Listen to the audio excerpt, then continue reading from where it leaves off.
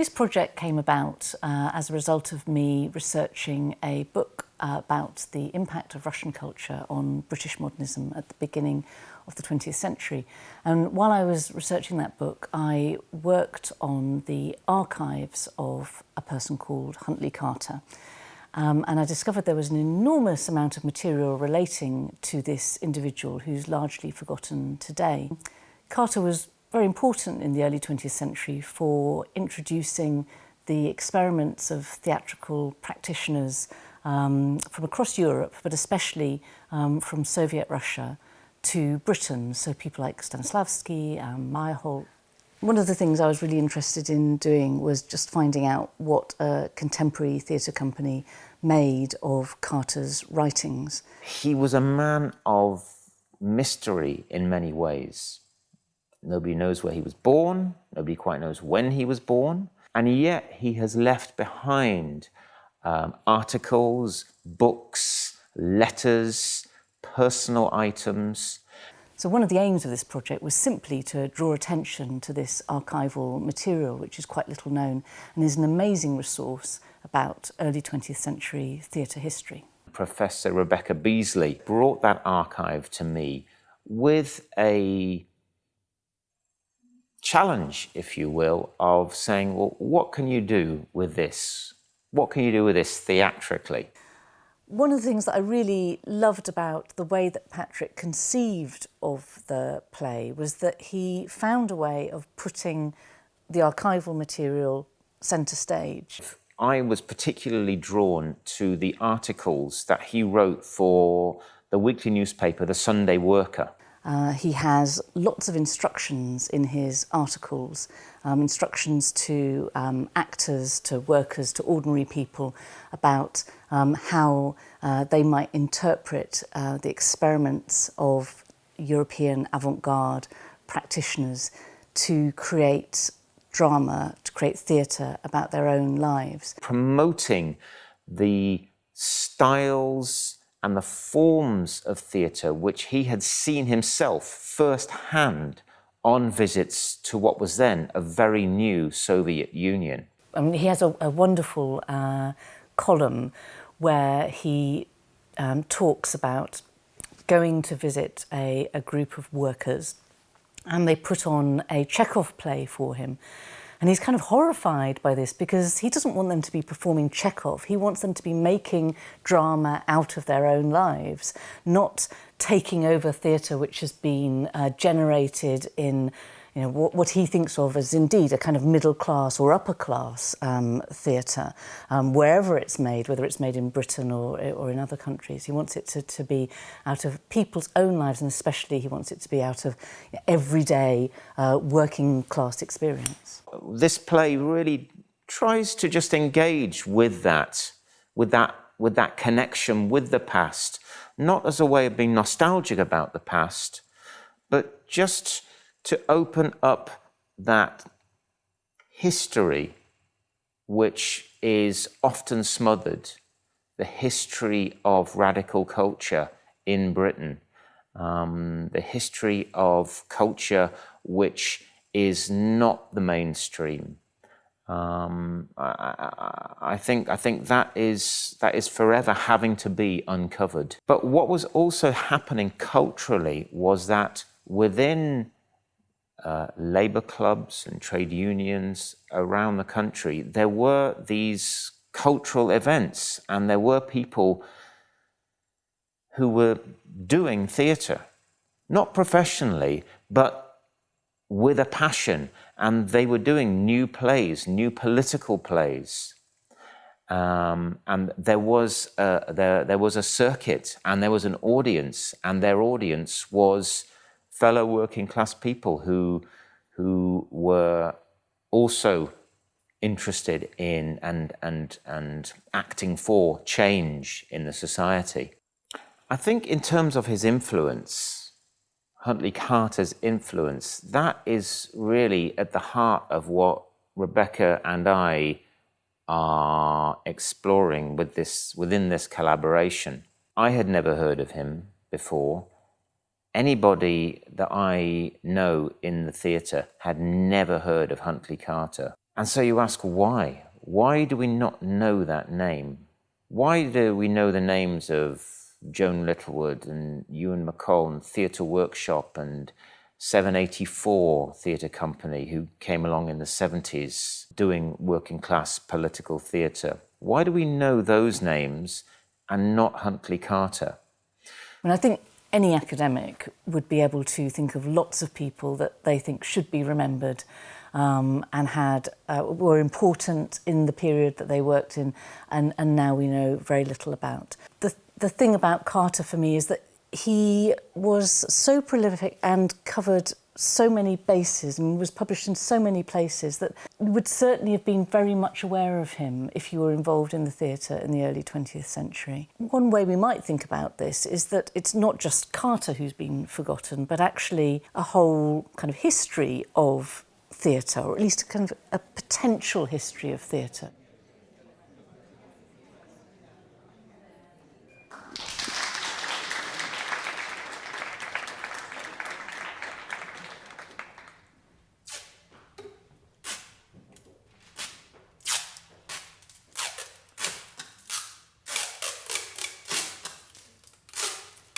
Waiting. Ever, always waiting. For instructions from on high. Ours is not to question why. My wife could have done so much better. This is my 4th resignation letter. Instead, We're waiting. ever, Always waiting. Serving the state, serving you.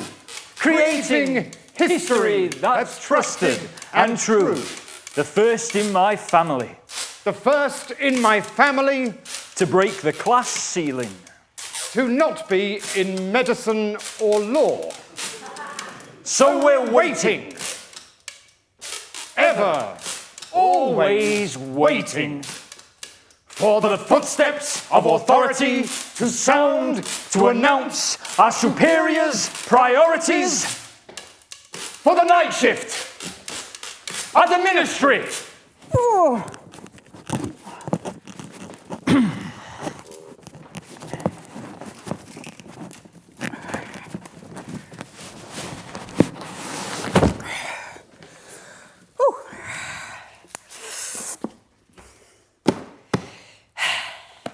We have a name. We have a name. Huntley Carter. Huntley Carter? Huntley. We have a date of death, 29th of March 1942, Windmill Hill, Hampstead, London. Money. None that we can trace, and not his own house, lent to him by a patron. Expert on Russia. Russia? Specifically post-1917 culture. Russian culture. The Soviet Union. The fuck Russia? The Soviet Union. Rein in language and opinions, please. For the benefit of the people. Who do we work for? Burns? The Ministry of National Consciousness. Habash? The Department of Archival Reconstruction and Reinterment. More commonly known as... Contraire. Our task. To examine Burns? To examine evidence in favour and against a proposal to elevate Huntley Carter to remembered status in the national memory. He currently is classified as forgotten. The decision has binding powers on the ministry to accord said status, and the investigators, i.e. us, have liberty to put evidence to a popular vote, i.e. you, i.e. them. I can't go anywhere near Russia, not now. A vote and Russia? It's not about Russia, it's about us. So that makes it okay? Our fascination with Russia. Why it draws us in. Why it held Carter in its sway. Why it wants its empire back. Enough politics, Burns. Boss. Yes, no politics, Burns. We're here simply in the spirit of an inquiry. This investigation is apart from politics. So who proposed him? What? A proposal to elevate Huntley Carter. Who proposed him? There's a list. So not a proposal. It's the language game, Habash. A proposal? A list of thousands. A nation of the forgotten. Carter's next. So let's leave him there, skip to the next. And voting. The people voting. New initiative. From the top. Bringing democracy closer to the people. People for the people, they're calling it. We find evidence. Give expert opinion, partial, impartial, take your pick. Articles, books, photographs, quotes, references, letters, notes, private scribblings. And they decide. But what if they're not capable? Of course they're capable. They found their way here. Yeah, capable of following a GPS, reading a sign and finding a seat without walking into a door. Yeah, but capable of making a decision to change history. All right, easy. Well, we're the professionals. And they are the people. So where does that leave us? At their mercy. We are investigators, and we investigate what we're told by our political masters. Like you said, enough politics. Burns, if you would, read a little overview of Carter for us, helpfully written by the man himself. Yes, Burns, why don't we start with you? Ever eager to please Burns. Pioneer, interpreter of national and world movements, publicist, journalist, author, lecturer, traveller, etc. Active foundation member of the London Sociological Society. Planned a civic museum for London and the provinces. Associated with the Palace of Industry movement. Knowledge Organisation Bureau, a project to organise all existing knowledge in central and coordinated bureaus or institutions. Town and Gown Movement. Battersea and Chelsea, a movement to establish cultural ties between the university and the workers, between Chelsea, an art and intellectual science centre, and Battersea, a labour centre. 1919, press representative at the Peace Conference, Paris, February to July. At conclusion, provided permits by Lord Riddell, crossed France and re-entered Germany, thence made my way across devastated, starving and disease-ridden Europe to Russia. Etc. That's just the start. We haven't even got to its 10 books, 2 years at the Sunday Worker, the Workers' Theatre Movement, the Civilist Pension. If you're a pioneer, interpreter of national and world movements, publicist, journalist, author, lecturer, traveller, etc. What does he mean by the etc.? It means and so forth. And the rest. Yeah, and what is the rest? That's his version of events. I could write down my life. I could call myself author, traveller, lecturer, etc. What other evidence do we have to go on? He's saying he actually was those things. He actually did those things. Whose side are you on? Who said there were sides? So we're just supposed to believe it. It's evidence. Some books. The New Spirit in Russian Theatre, 1929.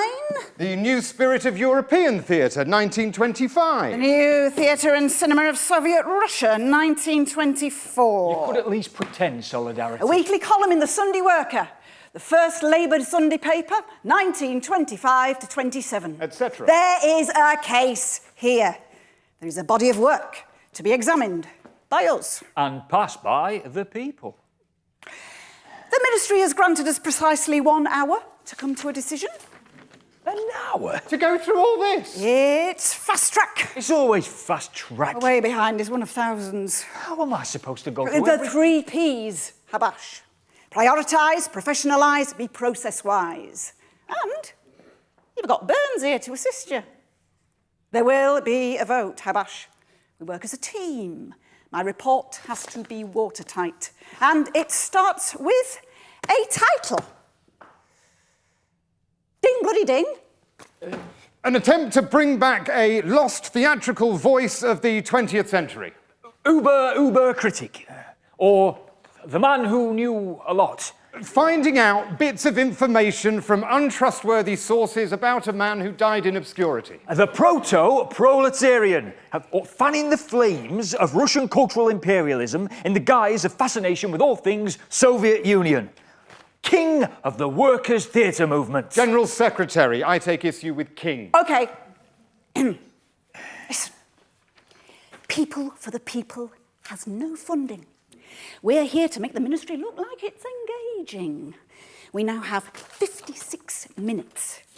The people are present. We have to deliver faultlessly. We begin with a song. 3, 4, This is the story of one Huntley Carter. We can't find his mother and there's nothing on his father. No birth certificate, no record of his youth. We've only got his writings and his silence for the truth. Huntley Carter, what made you come and go? Huntley Carter, workers' friend or workers' foe. You fell in love with a red flag, took it for a wife, but your lover has no memory of your shared romantic life. Born in 1862, 65 or 68, a bit part acting, he came to journalism late, fired up by radical change in foreign theatre and in dance, zigzagged over Europe, Germany, Russia and in France. Huntley Carter, what made you come and go? Huntley Carter, how they loved you in Moscow. You held constructivism in the Soviet paradise. Our wages, some of that back home would be so very nice. You wrote for the Sunday Worker in 25 and 26. Wrote for the general strike and general far-left politics. Aggravated by no working class improvement, you agitated for the workers' theatre movement. Huntley Carter, no one could hold you back. Huntley Carter wrote 10 books, you never slacked. So why no recognition for your devotion to the cause? Why did the people not respond with rapturous applause? You died alone in Hampstead in 1942. Buried in Golders Green, no one to say goodbye to you. The sweat, toil and tears of working people's history excludes you. Why? It's a bloody mystery. So Huntley Carter, call us from the grave. Huntley Carter is the true Queen grave. Will you find national fame on a par with Captain Scott? Or be one of a million nameless names in the land we called forgot? Or be one of a million nameless names in the land we called forgot? The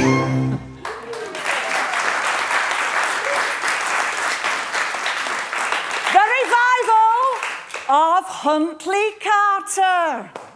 Our title. The revival of Huntley Carter. Sounds as if you've made your mind up.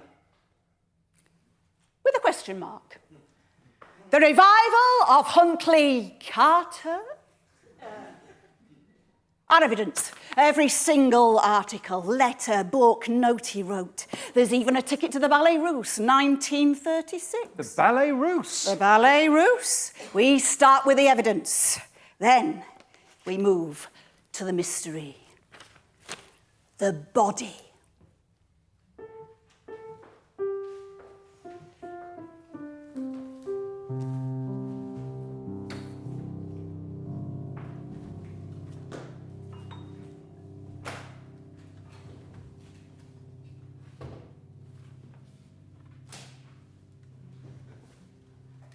Weaver writes, Burns and I work at the evidence, presently immersed in Carter's weekly articles for the Sunday Worker and reviews of his books, focusing on his exhortations to the working class to create a workers' theatre movement, inspired by the Soviet models he had witnessed.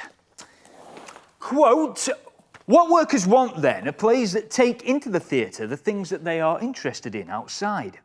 They want plays that will offer recreation and at the same time give an insight into their own world, life and class and express their strong, resolute faith in these things. That's from the Sunday Worker, 31st of May 1925. Not to persuade you all one way or the other, but in my professional opinion that belongs here in the fore pile. We want a form of drama that shall remind us of the great spirit of the workers, that shall send us searching for this spirit and expressing it in action, music and colour. This spirit lives. Sunday Worker, 14th of June 1925. 4. Quote, the general idea of the Russian method is in the use of forms, motor and sounds and movements that you find in a city day to day. Sunday Worker, July the 12th, 1925. 4. This book is only for the brave, for Mr. Carter's style is highly involved and extremely uninviting. Labour Monthly on the new theatre and cinema of Soviet Russia. Against. This one from the Times Litsup is right up your street, Burns. Quote, doubts as to whether we are altogether in sure hands arise from Mr. Carter's errors of transcription. Listen to this bit. He sometimes mistakes the genitive form of words for the nominative. That's Times Litsup to a T, that is. I've got a good mind to put that in the 4 pile.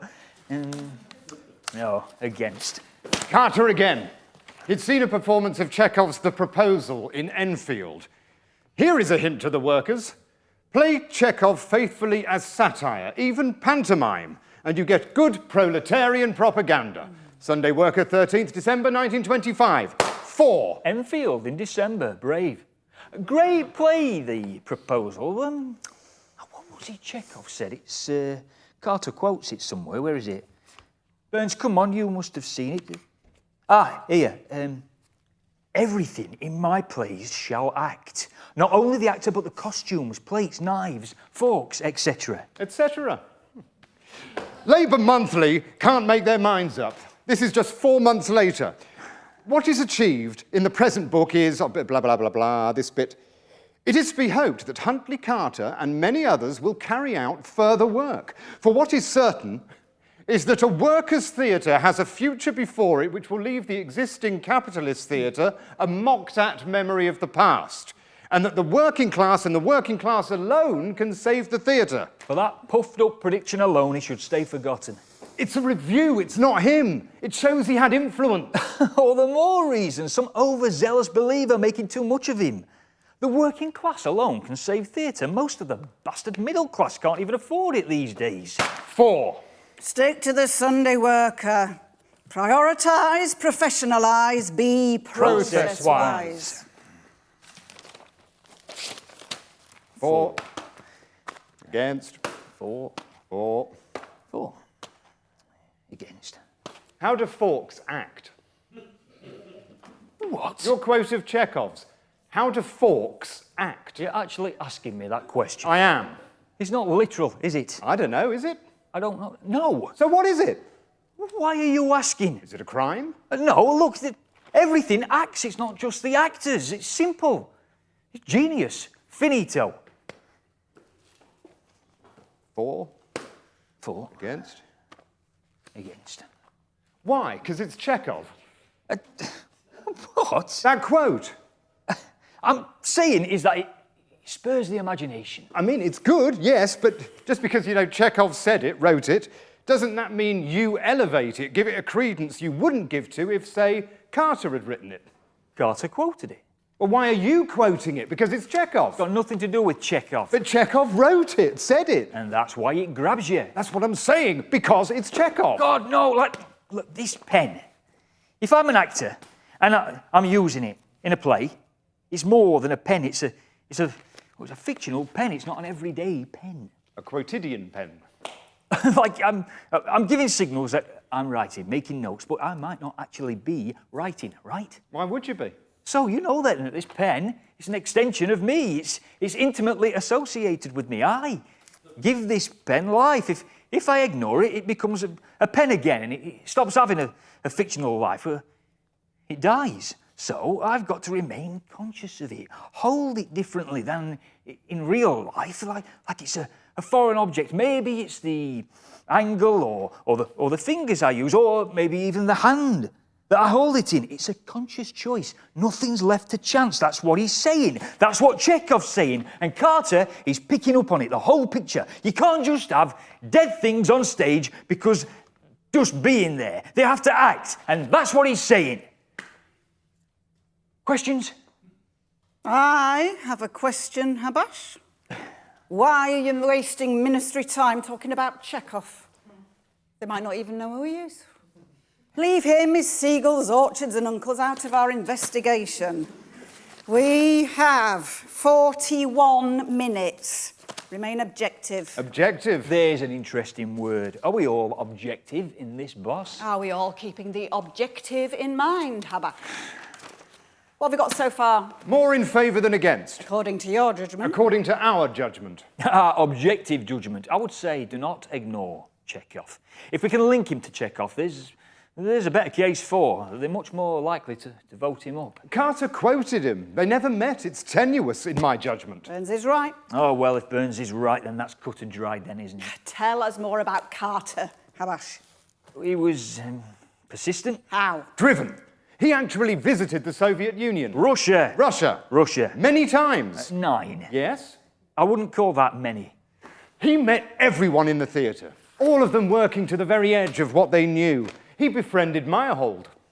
Meyerhold? Surely you know Meyerhold. I know someone who's trying to impress someone. Vsevolod Meyerhold, leading theatre experimentalist of the pre- and post-revolution in Russia and the Soviet Union. Glad to see you've done your homework, Burns. Did this Meyerhold also develop a completely new approach to acting using popular forms like commedia dell'arte and melodrama, as well as drawing on the inspiration from the mechanical industrial era of automation and mass production? By any chance? You had a point you were making? He epitomised the revolution. Carter idolised him. You said it earlier. The general idea of the Russian method is to use the forms, motor and other, and sounds and movements that you find in a city today. That's pure Meyerhold. And he's got a signed photo from Meyerhold. Oh, fan club. Oh, Mr. Meyerhold, such an honour to meet you. Why, thank you, Mr. Carter. Huntley Carter. Not as the famous Huntley Carter from England. Indeed, the very man. The honour is all mine. Allow me to sign a photograph while you kiss my arse. Oh, goody, goody, goody. Kiss, kiss, kiss. Oh, that tickles. I'm trying to make a serious point here. You don't think I am? Difficult to see one at the moment. You look down on me. What a question. Just a thought. We have less than 35 minutes left, gentlemen. Where's your evidence? Yes, it's here in this book. I could have sworn I told you to concentrate on the Sunday Worker article. Walked into that one, Burns. But the book goes deeper, boss. Can I just prioritise the book for a moment?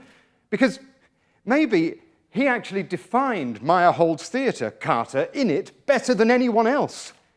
Carter, who'd actually visited 9 times, which I'd say was many, he said that Meyerhold's work was, listen to this, hewn out of the cataclysmic of the whole people, the paroxysm of one civilization replacing another, the chaos of war, starvation, and death and resurrection out of the raw material of life and death.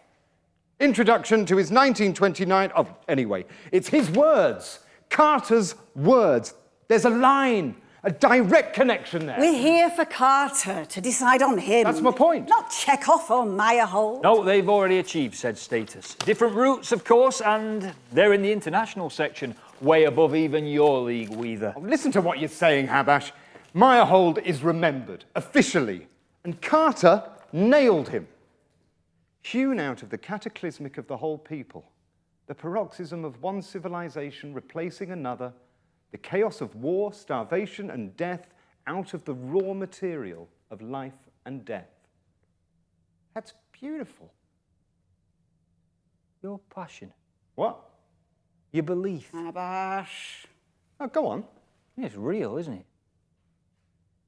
Or is it just sentimental hope? Keep guessing, Habash. Keep impressing, Burns, you'll go far. Can we please keep the case to the fore and our professionalism intact? This is about more than one individual.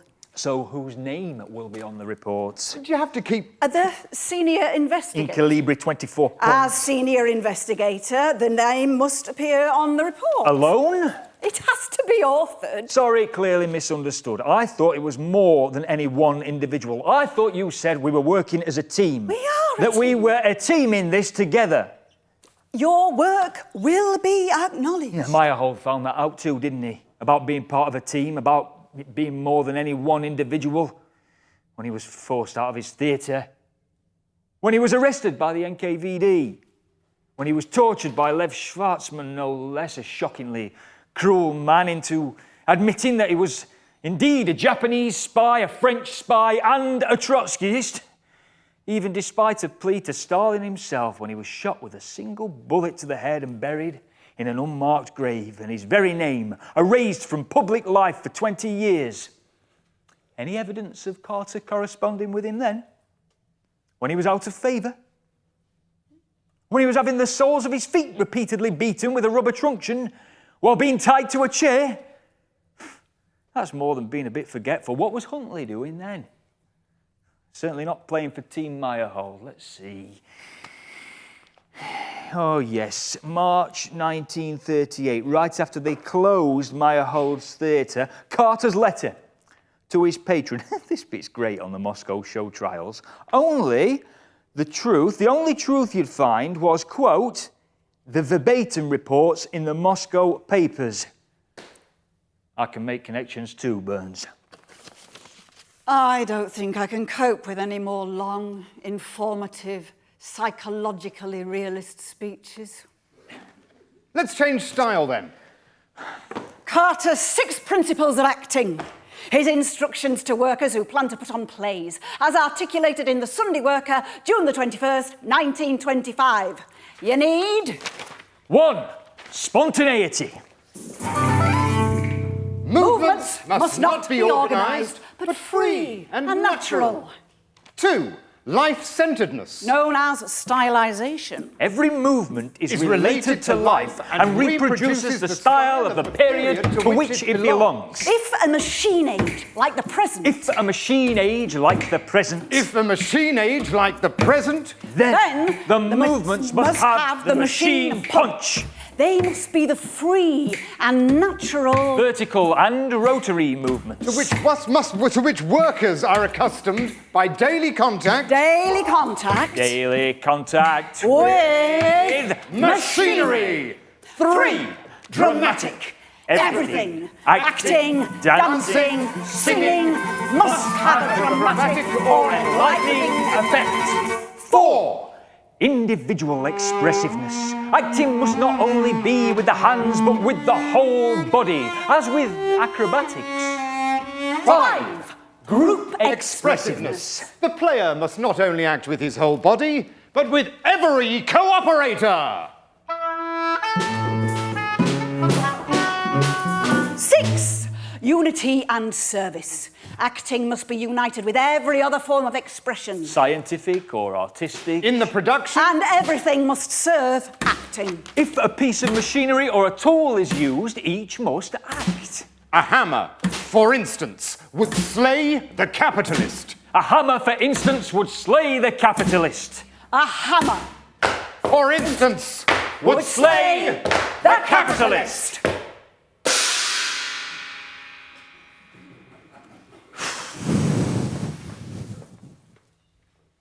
Have we cleared the air? We're no closer. And the air? Burns and I have ongoing disagreements. Between you and me. Carter's getting away from us. Who gives a damn about principles for acting today? I mean, who gives a damn about these pronouncements he's always making? His very first article in the Sunday Worker said he was going to awaken the theatrical consciousness of the workers in England on a circulation of 85,000. Awaken the theatrical consciousness of the workers in England. How many workers were there in England in 1925? 30 million? It's laughable. You appear to have formed an opinion, an unshakable one. You still fit to continue your work? I believe so. Belief is not acceptable. The 3 Ps. Are you fit to continue your work? All 3? All 3.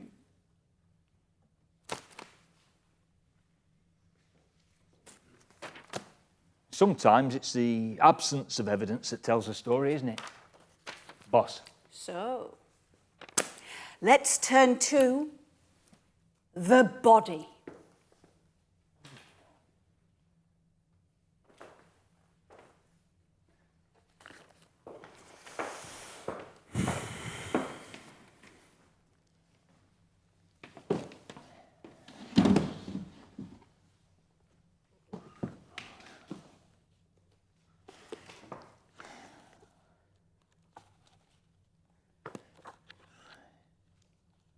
I am Carter. I am here. Shut up, Burns.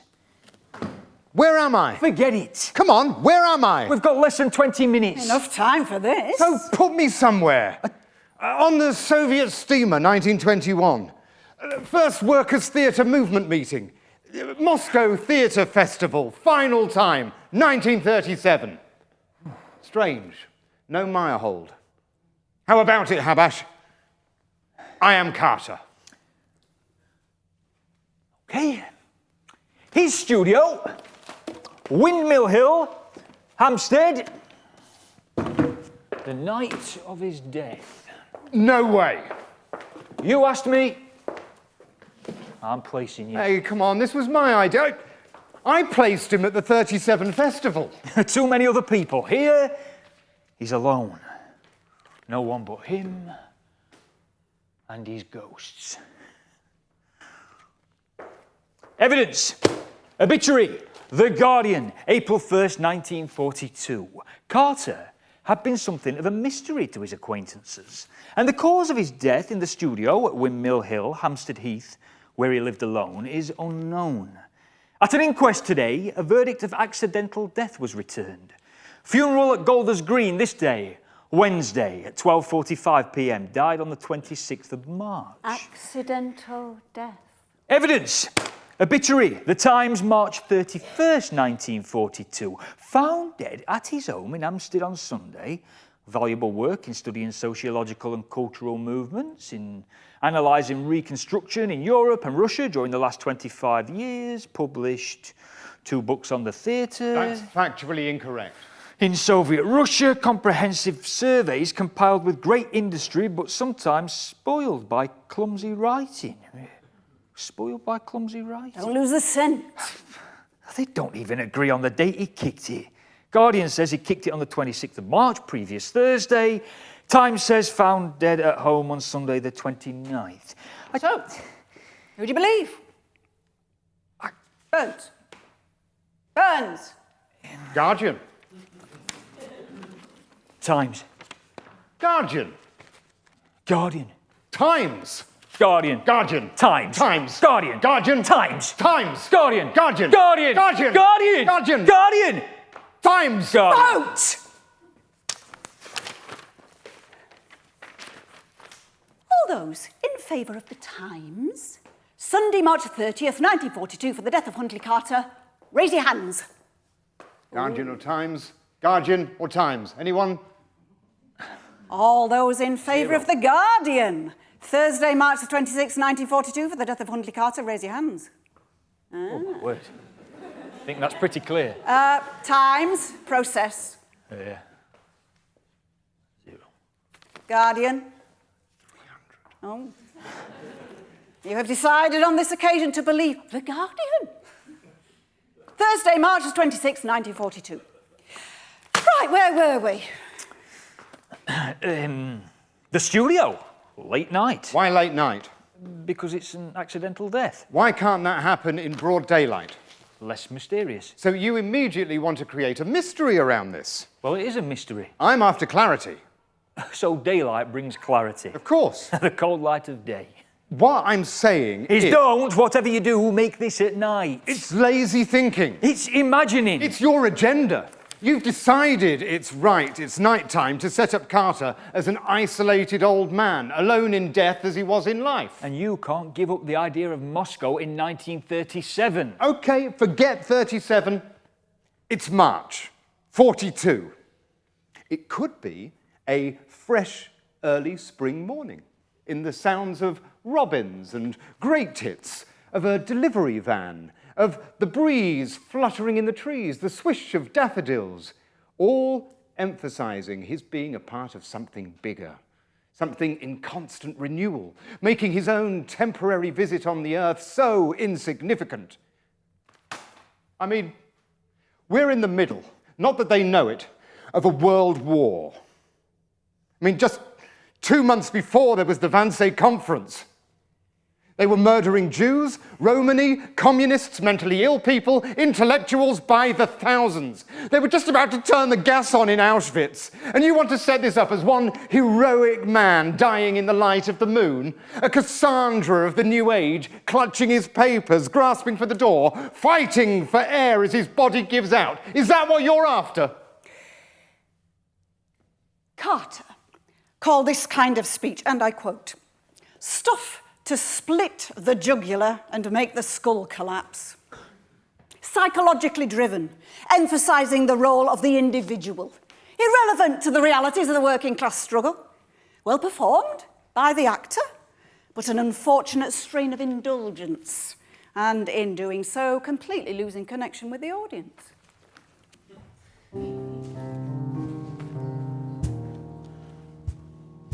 We bring the stethoscope, we bring the scalpel. We slice Huntley Carter's skin, expose his work before us all.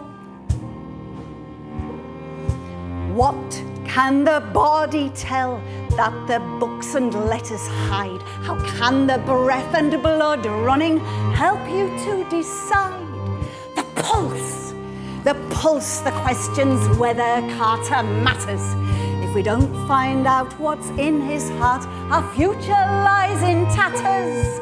So pay close attention to the arguments you witness, or you'll miss the truth entirely, though the story's more fictitious.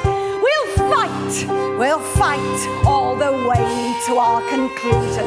Yes, our hearts, our heads, our guts will fight to claim the victor, reason. We bring the stethoscope, we bring the scalpel, but you pick Carter's place among the culturally powerful. Culturally powerful. Is he influential? Is he inspirational? Is there too much information all around?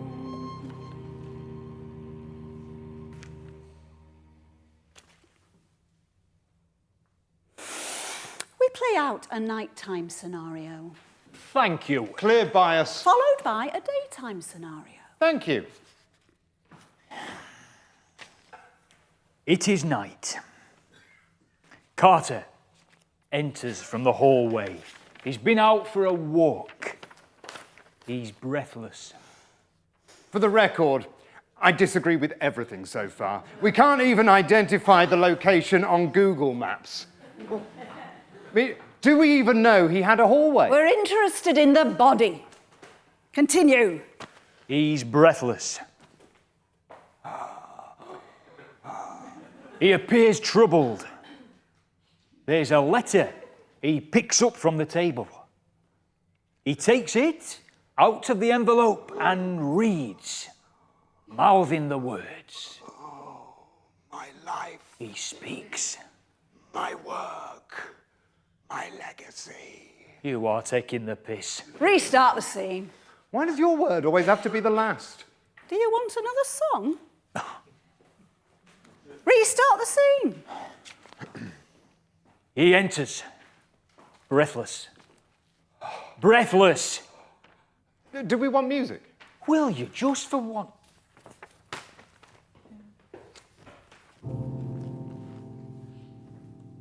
Look of terror on his face. Yes, letter. Yes, oh, heart. Oh, yeah, the leg gives way. Yes, I like it. Words.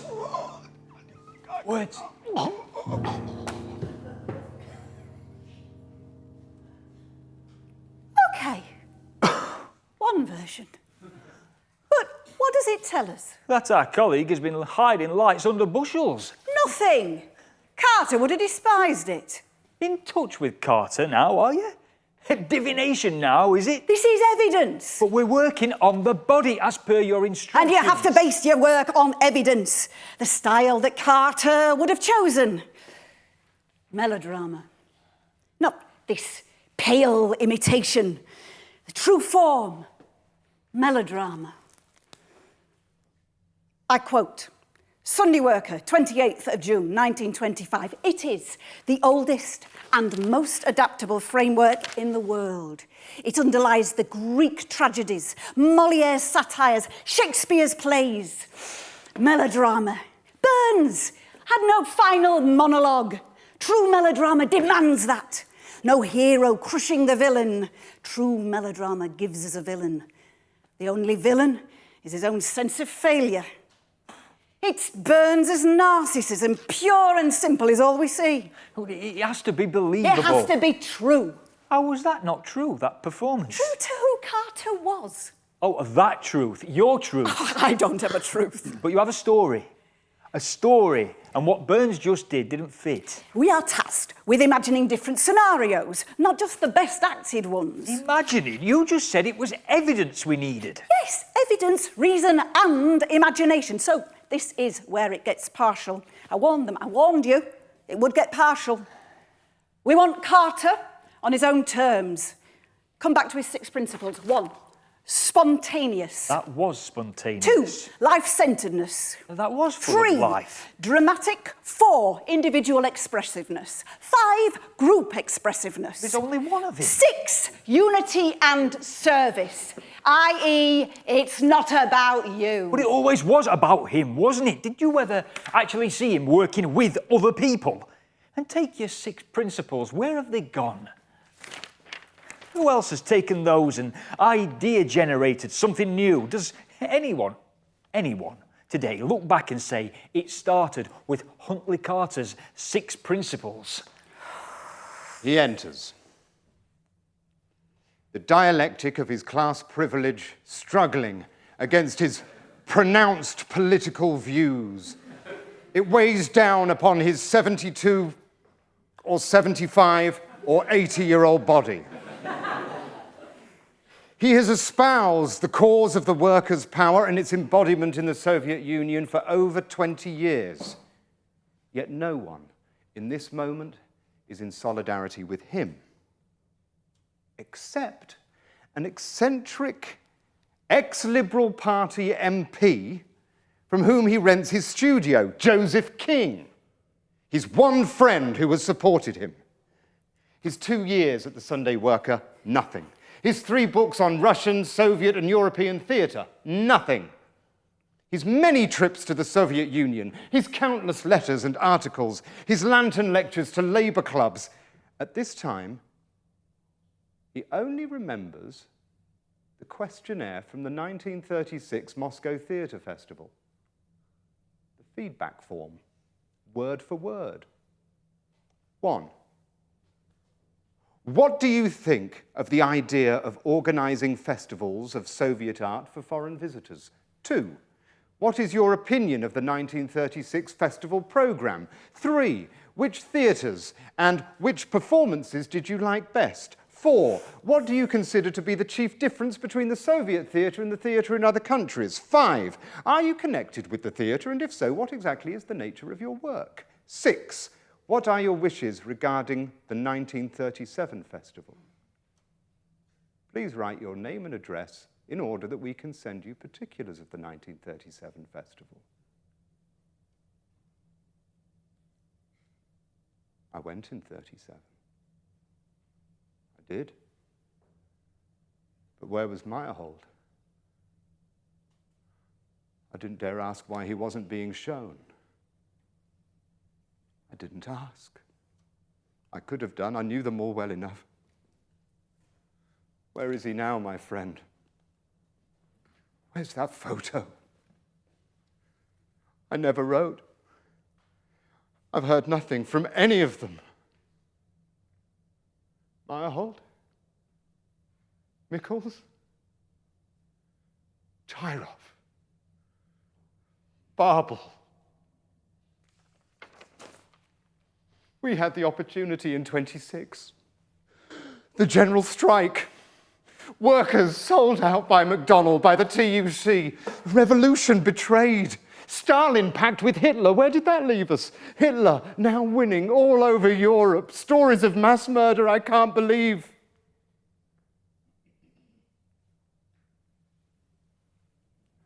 Remember René Bloom. Such beautiful work with the Ballet Russe. Is in danger. René Bloom, I remember you. René Bloom, I remember you. You're not alone.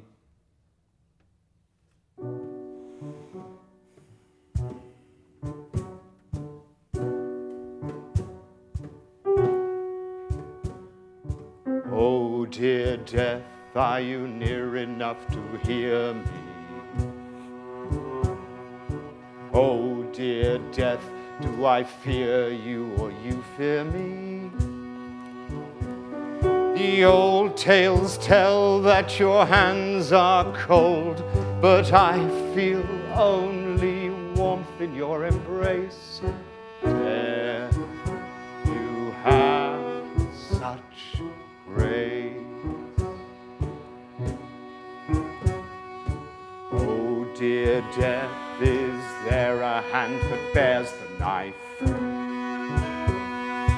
Oh, dear death, what will they make of this life? Schooled by the hungry jaws of necessity, I threw my lot and I played my parts. But death, I kept my heart. Oh, dear death, will the books mention my name? Oh, dear death, did I really seek such fame? Driven by the future and its dreams of work and peace, I smothered the cry of my aching soul. Death, only you know the story to be told. Death, only you know the story to be told.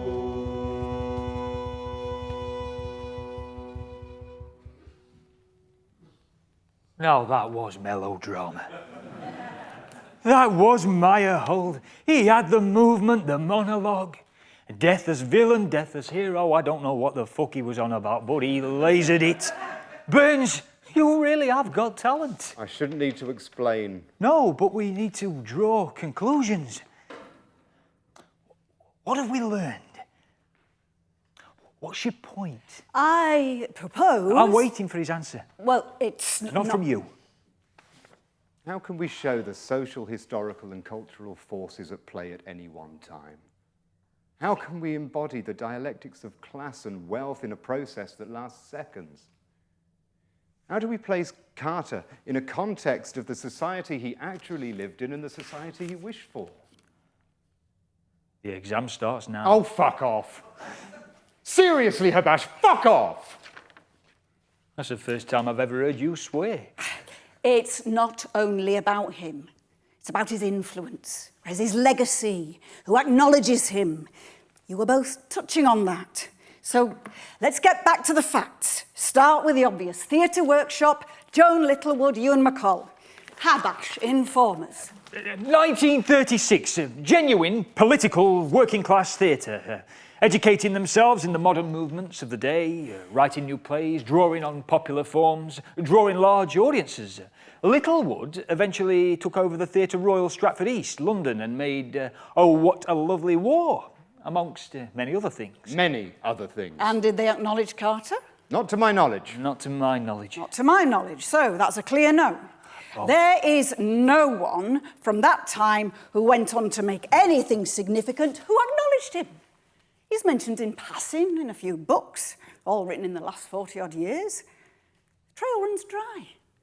Littlewood and McCall were our only hope. There has to be something. Nothing. Absolutely nothing in their writing, personal or public, makes any mention of Carter. We're dealing with a lack of facts. Why do his columns in the Sunday Worker stop in 1927 after only 2 years? Why no more books after 1930? Why were his books so ill received? Largely. No, largely. Largely. This is leading towards only one conclusion. Expand. I don't want to prejudice the vote. Whisper. It is so obvious. What? The rigging. Are you questioning my integrity? The whisper. One conclusion. Prejudice the vote. You don't actually have to utter it. That's the clever thing. You just have to hint. Oh, well, the sleuth gets his quarry. Sorry, I shouldn't have. Yes, you should have kept your trap shut. It just seemed obvious. To you, who's inside it, who's got every necessary fact and counterfact stacked away in that inhuman memory of yours, yes, to you. This can't go on all evening. I mean, they've got homes. Some of them even have happy homes.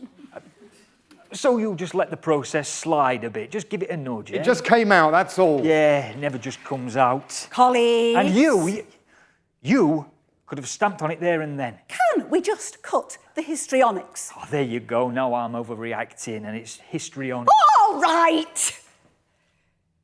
We'll cut that from the record.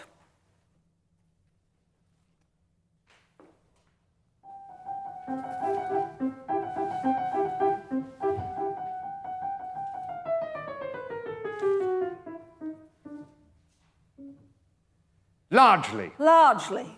Largely. Satisfied? Has that been officially cut? Mm-hmm. It's been officially cut. Do we proceed to the vote? Mm-hmm. The question being? Should Huntley Carter be moved into the officially remembered section in the Department of National Consciousness, thereby giving him due credit, recognition and naming for being the first and most consistent writer to introduce Soviet-/Russian theatre experimentation to the British people? This writing directly informed by numerous visits to the country and correspondence with many of the major cultural figures, including Lunacharsky, Meyerhold, Tyroff and others. A simple majority wins the day and vote is irreversible for 50 years. Unless new and persuasive evidence comes to light, in which case a new public tribunal has to take place and the initial vote declared null and void. All those in favour? That's my role. Naturally. So, before the vote, Which do we ask first? What? Which answer do we want first, yes or no? Well, No or yes? my hunch would be to... Your hunch. We're conducting a binding vote on behalf of the Ministry of National Consciousness and you are working on a hunch. Precedent would suggest... Yeah, well, that's that... better than your hunch, I'll give you that. Regulations clearly state that the senior ranking colleague has authority to conduct the vote in the way they see fit. Unless, I think you'll find, the regulations state a junior colleague or even a member of the public makes a valid challenge to the process, and I think the order in which we ask for the vote is vital. We have less than 10 minutes. Your solution? Simultaneous voting and the toss of a coin. You are, of course, joking. Heads, we ask for yes first. Tails, we ask for no first. They're eager to begin. And I have a coin. I will toss the coin.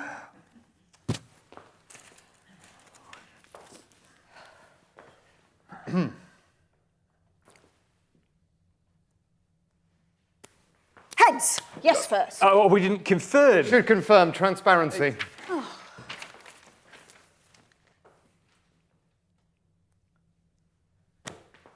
Ha! Best of three.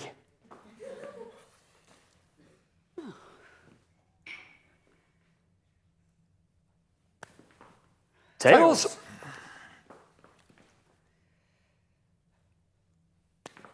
Tails. Best of 5. No. Last vote. No. Final round. Okay. Oh, you traitor. Howard. Ready? Heads. Didn't look like heads. It was heads, last toss. Best of 7. No. Woo. Ha ha. Hey. Ha! Oh, best of 7. No! This was your idea. No. So, before the vote, we have 2 minutes to put the case for and against Huntley Carter. For the purposes of fairness, we will begin with the case against. The floor is yours. All the words he hoisted together, all the fine arguments he composed, a highly impressive array of documents.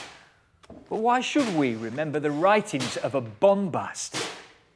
He exhorted the workers, of which he was not one, in the pages of the Sunday Worker, to express themselves how only he saw fit, with his weekly prescriptions for their cultural liberation. But some saw through this class mirage.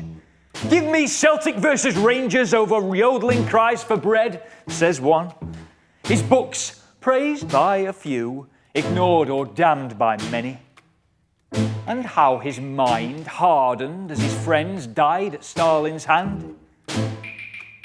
Whenever did he lay his body on the line? Whenever did he act in concert with his comrades? An eccentric, yes. An obsessive, yes. Forgotten, yes. His rightful place, a footnote of a footnote in a footnote. So what if he died alone on a cold spring day or night? We cannot allow sentiment to win and sway. So many more deserving comrades waiting so long to be revived, remembered, and reclaimed while I sing this song. Comrades, let us rally and unite the human race. The Internationale unites the human race.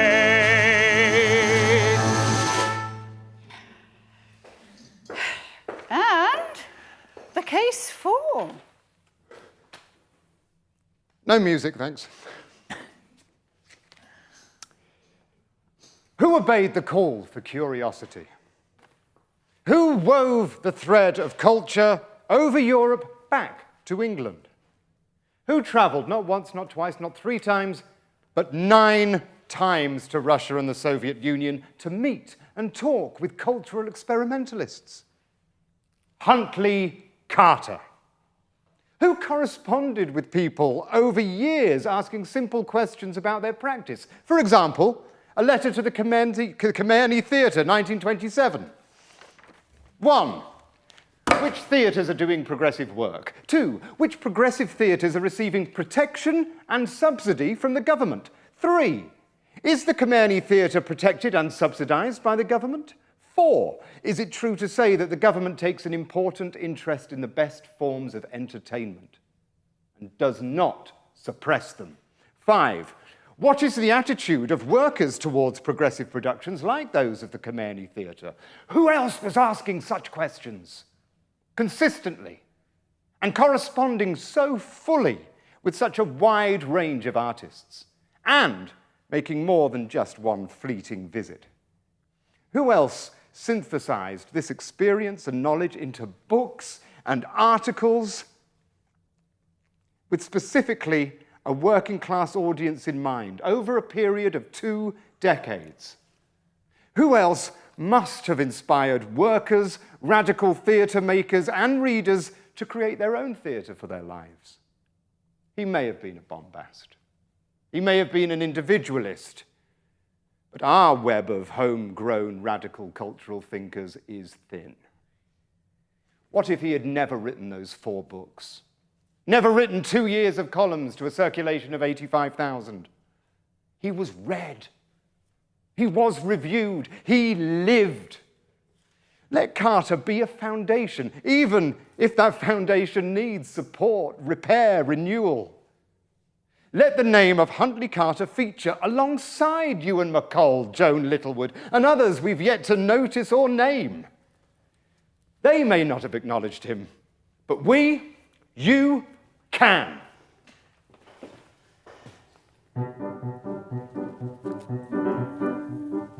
Evidence is like a shadow, visible only in the light. Is it there if you look the other way? Is it still there in the night? Is it still there in the night?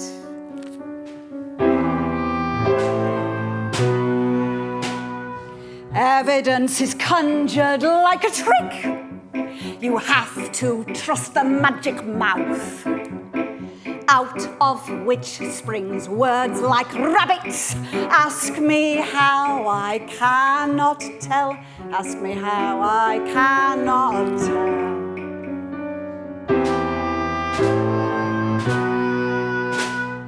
Evidence is for the courtroom or the halls of the academy. On stage it is just a smokescreen for everything we cannot see, for everything we cannot see.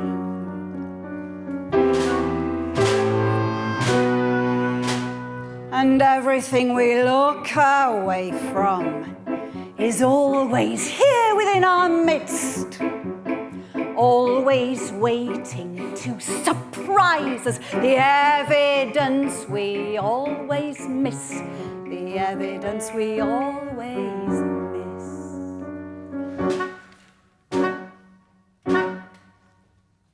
So now we vote, they vote. That time has come. Subjects of the crown gathered here, you now have a choice. You have a solemn duty to vote according to your judgment of the evidence we presented and our investigation into the body. There is, of course, much, much more you haven't seen. That's the fast-track process for you. But let's make people for the people work. Now, let me tell you how it's going to work. There will be a simultaneous vote. Quick reminder, if you want him forgotten, remain seated. If you want him remembered, stand or raise an arm. Your vote will be at the side. Hang on a minute, I've missed a bit. Does it matter? Probably not. No. I mean, all I was going to say really was there's a couple of people with vested interests here, and could you go to the side because we don't want to count your vote? Yeah? Thank you very much. Right. We'll recap, yep? Reminder, if you want him forgotten, what do you do? Come on, what if you want him forgotten, what do you do? Stay seated, thank you. If you want him remembered, you vote at the sound of the gong. Ready? 1, 2, 3. Vote! Oh. Oh my word. Oh. 1, 2, 3, 4, 5, 6, 7, 8, 9, 10, 11, 12, 13, 16, 17, 18, 19, 20, 21, 22, 23, 24, 25, 26, 27, 28, 29, 30, 31, 32. Votes in favour for Huntley Carter, 39. Votes against, 11. It is therefore hereby declared that Huntley Carter will be officially remembered by the British people. This is the end of the investigation. Huntley Carter is revived. The Ministry of National Consciousness would like to thank you for your time this evening. And as an expression of our gratitude, we invite you to have a drink at a discount rate. 20% off. Right. So you'll be making your report, I will. covering over the cracks. Not following you. Oh, I'm sure it'll be superbly written and the like, but it's a shabby process, this, isn't it? I do my utmost. And do you want to be remembered for that? She did her utmost. It's not a bad thing to be remembered for. And Carter? Oh, you came in on time. Still got to box him up. I'll leave you two to that pleasure. Who really gets remembered, Habash? Villains, thugs, killers, saints? Who actually wants to be remembered?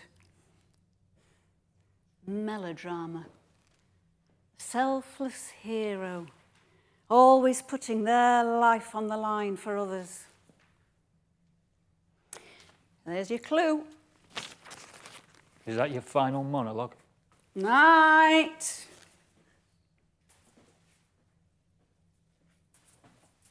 Waiting. Ever, always waiting. Sorry? Quick drink. What have we done?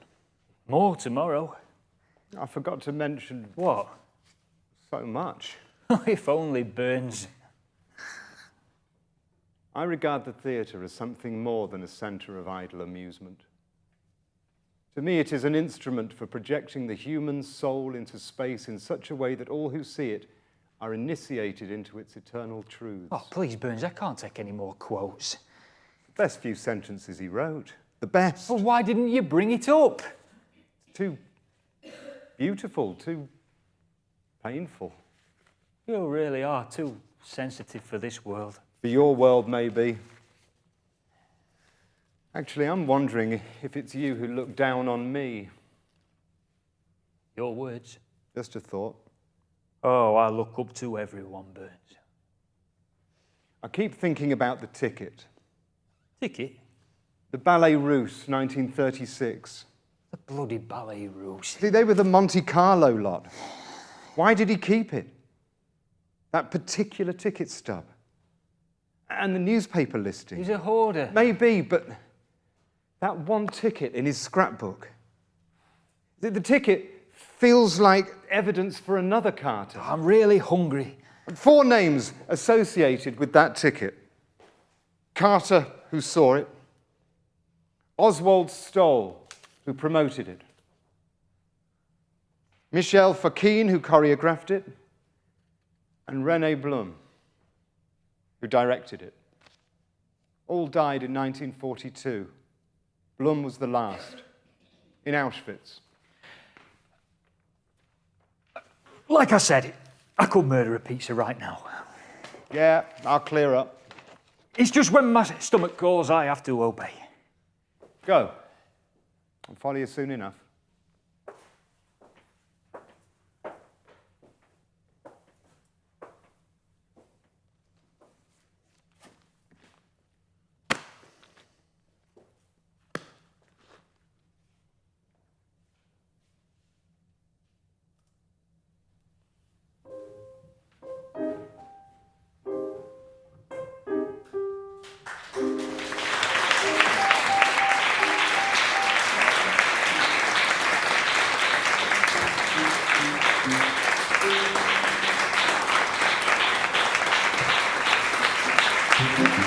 Thank you.